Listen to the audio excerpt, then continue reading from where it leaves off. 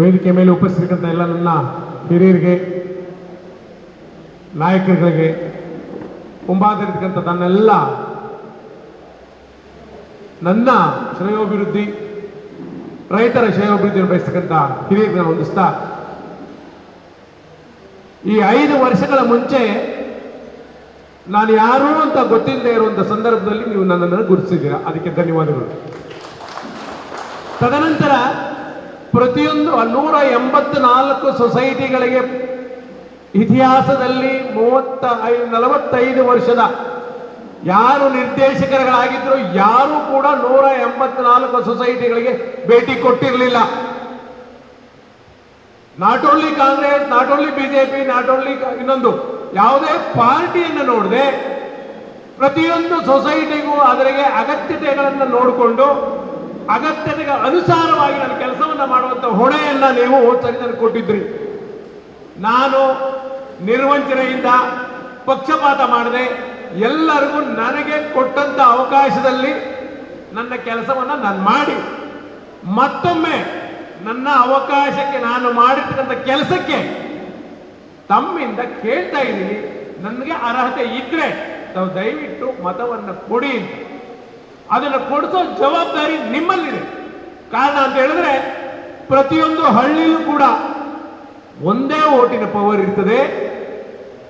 ಆ 5 ವರ್ಷದ ಮುಂಚೆ ಅಧ್ಯಕ್ಷರಾಗೋದಕ್ಕೆ ಯಾರೋ ಸೊಸೈಟಿ ಕಡೆನೇ ಹೋಗಲ್ಲ, ಅದರ ಅಭಿವೃದ್ಧಿ ಮಾಡಬೇಕು ಅಂತ ಹೋಗಲ್ಲ, ಆ ಊರಲ್ಲಿ ಸೊಸೈಟಿ ಇದೆಯಾ ಅಂತ ಗೊತ್ತಿಲ್ಲ. ಆದ್ರೆ ಇವತ್ತು ಆ ಅಧ್ಯಕ್ಷರುಗಳ ಮನೆ ಹತ್ರ 4 ಜನ ಇರ್ತಾರೆ ಶಿಫ್ಟ್ ವೈಸು.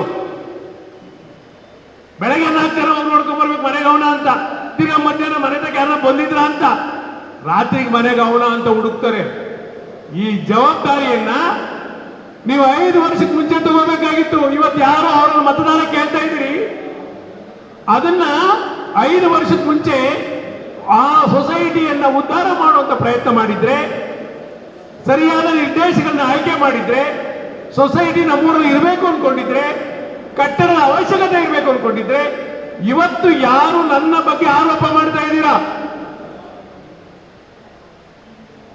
ಅಲ್ಲ ಕಣ್ರಿ, 1,26,000 ಜನ ಅಪ್ಲಿಕೇಶನ್ ಹಾಕಿದ್ದಾರೆ. ರಾಜ್ಯದ ಮೂಲೆಯಿಂದ ಅಪ್ಲಿಕೇಶನ್ ಹಾಕಿದ್ದಾರೆ.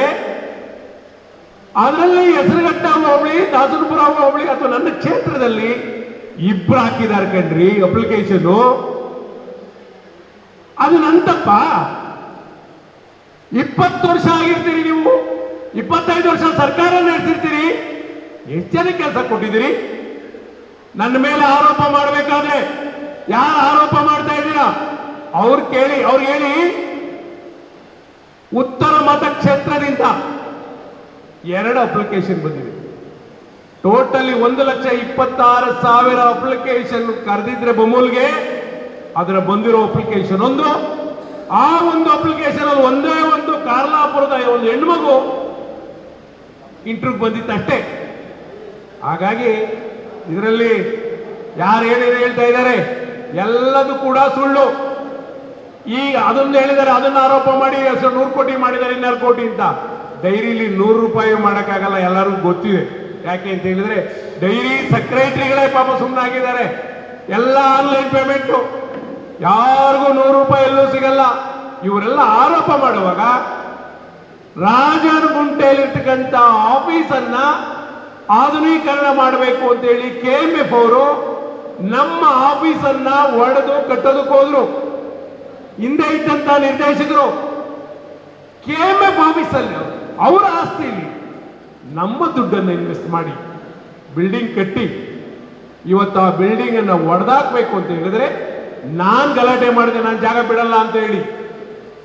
ಅದಕ್ಕೆ ಅವರು KMF ಅವರು ಬೊಮ್ಮೂಲ್ ಸಂಸ್ಥೆಗೆ 100ಕ್ಕೆ 100 ಜಾಗ ಕೊಟ್ಟು 2 ಕೋಟಿ ರೂಪಾಯಿ ವೆಚ್ಚ ಮಾಡಿ ಬಿಲ್ಡಿಂಗ್ ಕಟ್ಕೊಡೋದಕ್ಕೆ ಆಶ್ವಾಸನೆ ಕೊಟ್ಟ ನಂತರ ನಾನು ಆಫೀಸನ್ನು ಬಿಟ್ಟಿದ್ದೀನಿ. ಆಫೀಸು ಗುಡಿಸಲಿದೆ ಅಂತ ಹೇಳಿದ್ರಂತೆ ಮಹಾನುಭಾವರು. ನಾನೇನು ಗುಡಿಸಲಿದ್ರು ನನಗೇನು ಅವಮಾನ ಇಲ್ಲ, ಆದ್ರೆ ರೈತರಿಗೆ ಅನುಕೂಲ ಆಗದಂತ ಕೆಲಸವನ್ನ ಮಾಡೋದಕ್ಕೆ ನನಗೆ ಗುಡಿಸೇ ಸಾಕು, ಅರಮನೆ ಅವಶ್ಯಕತೆ ಇಲ್ಲ. KMF ಬಿಲ್ಡಿಂಗ್ ಕಟ್ಟೋದಕ್ಕೆ ನಾನು ಕಮಿಷನ್ ಕೊಡ್ತೀನಿ ಅಂತ ಹೇಳ್ತೀನಿ. ನಿಮ್ಗೆ ಅರ್ಥ ಆಗಲ್ವೇನ್ರಿ? ಒಂದು ಸಂಸ್ಥೆ ಕಟ್ತಾ ಇರೋ ಜಾಗ ಅವ್ರ ಹತ್ರ ಇಸ್ಕೊಂಡು ಕಟ್ತೀನಿ ಅಂತ ಹೇಳಿದ್ರೆ ಅದನ್ನ ಕಮಿಷನ್ ಹೊಡೆದಿದ್ದಾರೆ ಅಂತ ಹೇಳಕ್ ನಾಚಿ ಆಗ್ಬೇಕು ನಿಮ್ ಜನ್ಮಕ್ಕೆ.